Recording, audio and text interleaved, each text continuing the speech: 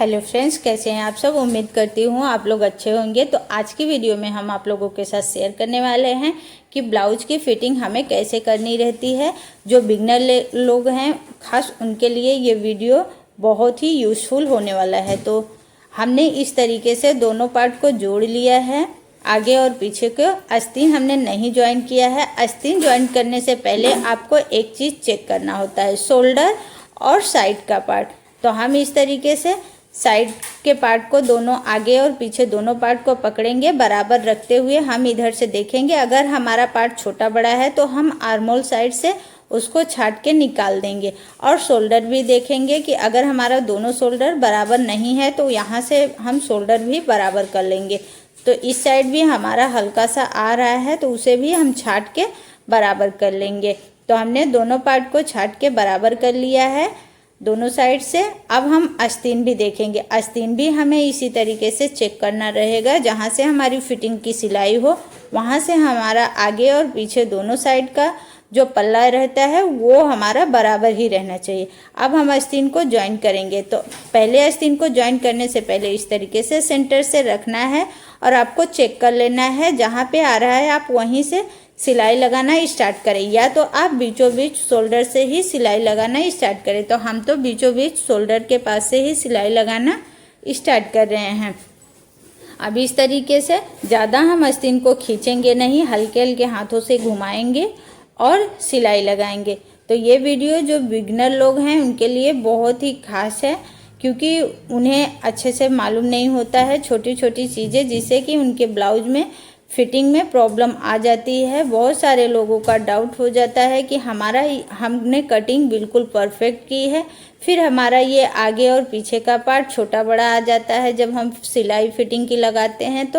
तो ये गलती जब आप करते हो कि चेक नहीं करते हो आस्तीन लगाने से पहले, तो ही ये गलतियाँ होती हैं। तो इसके लिए जब भी आप आस्तीन को ज्वाइन करें तो पहले आप आस्तीन के दोनों आगे और पीछे दोनों पार्ट को चेक कर लें और ब्लाउज के भी आर्महोल के साइड से अगर आपका छोटा बड़ा है तो वहाँ से छाट के निकाल दें। अब ये हमारा तो एक आस्तीन लगा के कंप्लीट हो गया है, आप देख सकते हैं। तो इस तरीके से कहीं भी हमारा कपड़ा फोल्ड नहीं हुआ है, ना तो सिलाई में दबा है। तो अभी ये हम इस तरीके से दूसरे साइड का भी लगा लेंगे।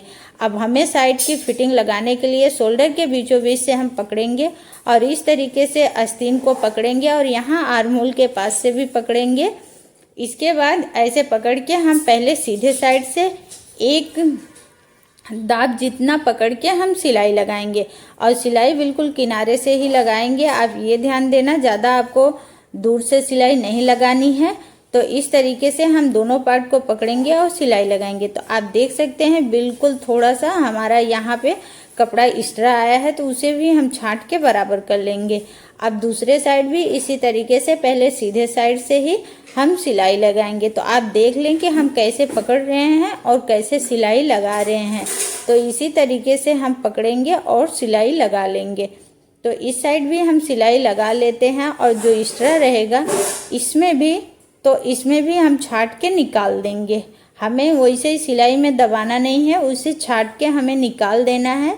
और हमारा ये पार्ट आप देख सकते हैं कि बिल्कुल किनारे का सीधा हो गया है। अब हम ब्लाउज को इस तरीके से उल्टे साइड पलट लेंगे।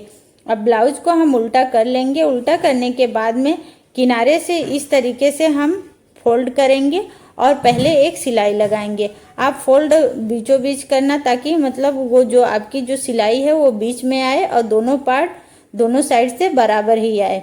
ये नहीं कि पीछे का आगे के साइड फोल्ड हो गया है और आगे का पीछे। तो इधर इस तरीके से हमने सिलाई लगा ली है एक सीधी। तो अब इसमें हमें फिटिंग की सिलाई लगानी है।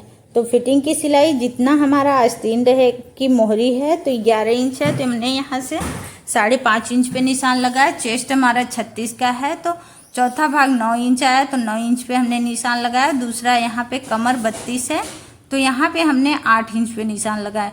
3 निशान हमने लगा दिया है। अब ये इस तरीके से स्केल लेंगे। आप हाथ से भी कर सकते हैं, लेकिन हम आपको दिखाने के लिए स्केल से कर रहे हैं।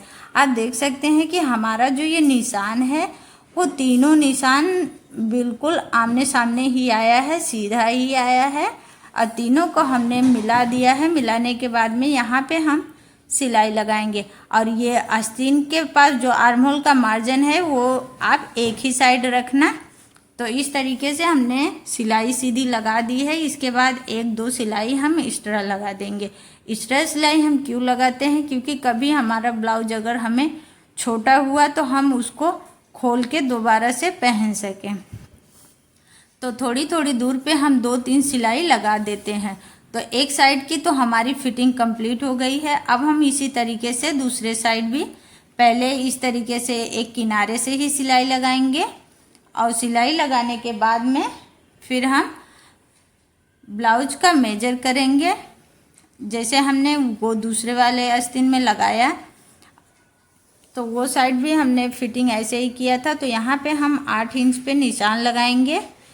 8 इंच पे एक निशान लगाया। इसके बाद हम चेस्ट के पास 9 इंच पे निशान लगाएंगे। और ये जो हमारी बड़ी पट्टी है इस साइड, तो उसे हम छोड़ के उस साइड हमने पूरा पट्टी को लेके मेजर किया था, यहाँ पे हमने छोड़ के फिर यहाँ पे हम 5.5 इंच पे निशान लगाए और ऐसे सीधा तीनों निशानों को आपस में मिला दिए। अब मिलाने के बाद में अब यहाँ पे हम फिटिंग की सिलाई लगा देंगे। पहले सिलाई को लॉक करेंगे, इसके बाद इस तरीके से बिल्कुल सीधी सिलाई लगा देंगे। आप देख सकते हैं कि हमारे ब्लाउज में जो हमने फिटिंग किया वो हमारा बिल्कुल ही सीधा आया है। तो एक्स्ट्रा यहाँ पे भी 1-2 हम सिलाई लगा लेंगे। हर आपका कोई भी साइज का ब्लाउज हो, आप अगर कटिंग परफेक्ट करेंगे, अगर आपको सिलाई का नॉलेज नहीं है, छोटी छोटी चीज़ों का आप ध्यान नहीं देंगे तो फिर आपके फिटिंग में प्रॉब्लम आएगी। तो आप देख सकते हैं कि हमारी ये जो साइड की फिटिंग है वो बिल्कुल सीधी है।